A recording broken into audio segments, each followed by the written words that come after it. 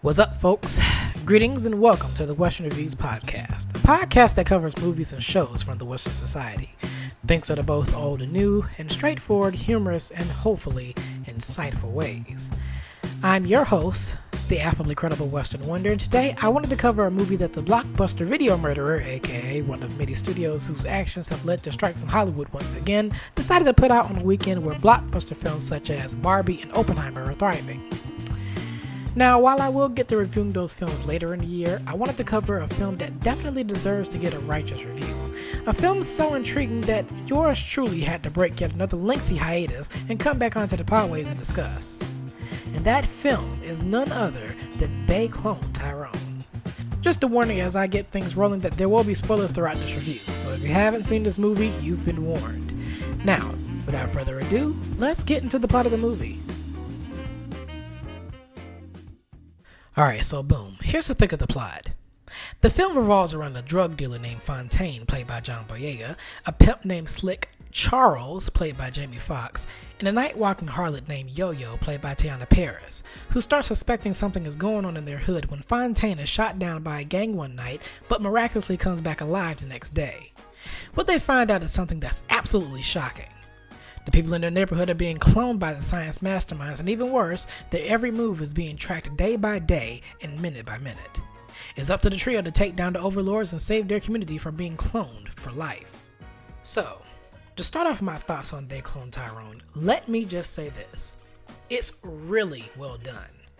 To start off with the pros of the movie, the three-way beast of a cast. Boyega as the steady straight man, complementing the more humorous turns from Jamie Foxx and Teyonah Parris, brings out some top-tier chemistry that's as big as their assortment of vibrant costumes and accessories. First off, Boyega is such an amazing actor, under the category of British actors with convincing American accents, and I hope to see him in more things in the future. He brings a lot of ruggedness and flair to his Fontaine character, and it was intriguing watching his character in particular start to put two and two together as the story progresses. Jamie Foxx, health murmurs aside, brings one of his most comically charged performances in years with the role of Slick Charles. When the characters are in a crisis, he usually would go, "I'm just here so I won't get fined."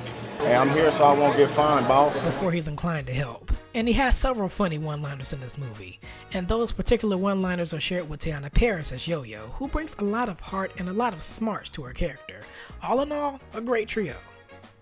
Next, the blaxploitation tribute is heavy in this one, and complementing those terrific themes that run rampant in the first half are the scenic coloring design and the grainy film quality.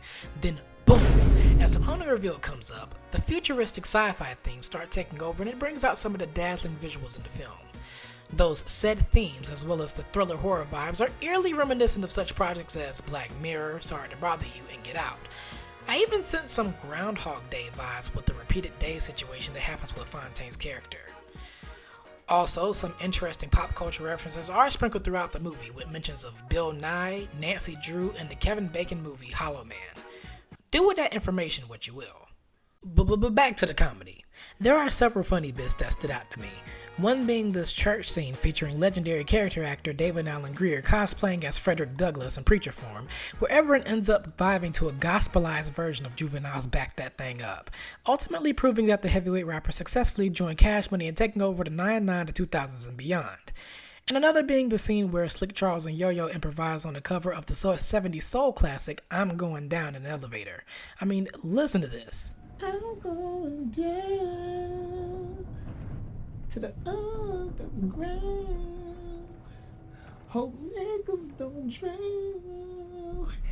Get fucked up right now. Let a motherfucker try me. Ooh, he gon' die beside me. I don't know why. It makes me wonder if there's any outtakes where Boyega broke character, and if so, I'd love to see it. Also, for the added bonus, the soundtrack is literal flames. From Diana Ross to Erykah Badu, the film encompasses a variety of musical moves that complement the respective scenes that they're played in. With all this coming together, you'd think that the film's runtime wouldn't be felt through the whole ordeal for me, right? Well, here's where we transition from the pros to the cons that come into play here. One con comes into the form of the casting of Kiefer Sutherland, perhaps compromising for the fact that he's not an Oppenheimer, playing the big villain role. Now don't get me wrong, Sutherland is a fine actor and all, but his presence just happens with little to no explanation. It just kind of comes off as predictable and contrived. Also throughout his scenes, he's trying this scruffy southern accent that just checks in and out more than the lighting in scenes where the darker backgrounds make it difficult to see at some points. It's like I'm leering into a black hole of nothingness at times. I cannot see, I'm legally blind. Another con pertaining to the second act is that the story takes a bit of an incoherent nosedive with the addition of John Boyega's clone, who has the clothing aesthetic of Booker T. Washington, who silently gives him the death stare while the cloning story is explained by another cloning inventor, also played by John Boyega, channeling Kevin Hart, Common, and 50 Cent all in one. Now this cloning guy just goes on and on and on about how the cloning industry works like this is some pre-established Dune-like universe, when in actuality it's not. It just makes the film feel a bit longer than it should be. But you know who wouldn't have been rambling this long about their cloning plans? The villain from the Proud Family movie, whose whole setup is to take over the world with clone peanut armies and people. Oh my god. Was they clone Tyrone inspired by that movie? No, but seriously, listen to his theme. My name is Corey, just call me Dr. C. And when my plan is in effect, I'm gonna be boss of me. I got the super genes, I got some genome too. We're going overseas, we're going Please! No! But on a serious note, all this talk of existential jibber-jabber and rigmarole just goes on for far too long. For my final verdict of a rating on They Clone Tyrone out of 10 stars, I give it an 8.5.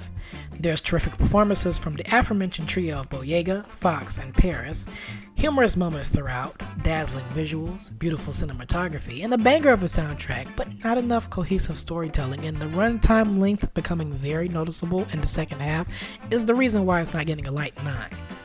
But beef with the second act aside, I'd highly recommend giving this movie a watch. And it's a shame that it was practically buried by the Red Streamer Company in the light of the movies featuring Barbies, Kens, atomic bombs, and Tom Cruise. But I'm sure that, at the end of the day, it'll be a cult classic remembered fondly by many for years to come. Well, that about does it for this review. Now, coming up in the Western Review schedule is makeup for some previously announced reviews that have yet to drop. Cocaine Bear, Shark Tale, and Bowfinger amongst them.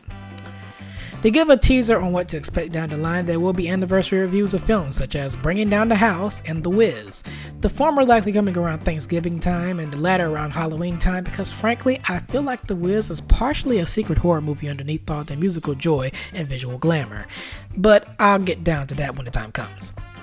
Anyways, if you like the review and you'd like to stay updated on upcoming things that are coming out on the podcast, please be sure to subscribe to the pod wherever you listen to other podcasts and follow the show on social media. On Twitter, or I guess it's now referred to as the One Letter app, you can follow me at reviews_western or on Instagram at Western Reviews Official. You can also send any suggestions for reviews, feedback, and possible podcast collaborations to my email, and that is at westernreviewspod@gmail.com. Thank you all for listening, and I hope you stay tuned for the next episode.